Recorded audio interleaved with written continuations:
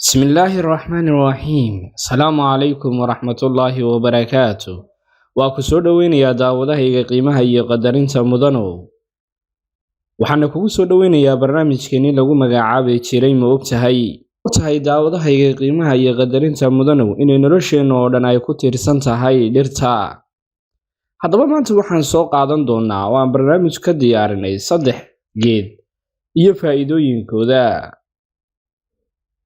ma ogtahay in ay dacartu hoos u dhigto kicista sokorta ma ogtahay in dacartu ay ilaaliso caafimaad qabka afka ma ogtahay in ay dacartu ka soo saarto qashinka iyo sunta una fiican tahay dadka ka xanuunsan beerka iyo keliyaha ma ogtahay in ay dacartu daweyso calool fadhiga ma ogtahay dacartu inay si dhaqso ah u daweyso gubashada iyo dhaawacyada maqaarka ma ogtahay in ay dacarta ku jiraan 75 maado oo caafimaadka waxtar u leh ma ogtahay dacarta in laga sameeyo waxyaalaha la isku qurxiyo reexaanta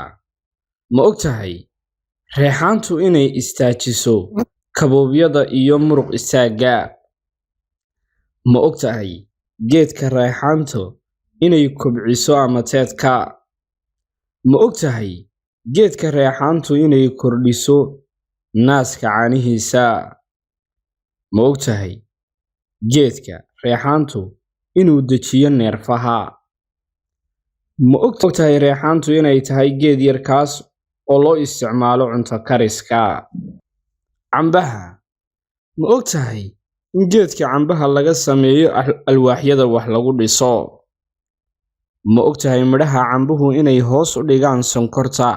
wadna xanuunka cayilka xad-dhaafka ah ma ogtahay inuu ilaaliyo midabka dabiiciga ah ee maqaarka iyo sidoo kale inuu ka qayb qaato bixista timaha ma ogtahay cambuhu inuu ka qayb qaato kobcinta awoodda aragga ma ogtahay in cambuhu uu ka hortago kansarka walaalkayga qaaliga ah ama walaashayay fadlan haddii muuqaalkan aad ka heshay like saar haddaad nagu cusub tahayna rukumo oo subscribe dhee tan muuqaalkan ka xiisa badan aan ku kulmi doono dhammaantiin waxaan idinku dhaafayaa wasalaamu calaykum waraxmatullaahi wabarakaatuh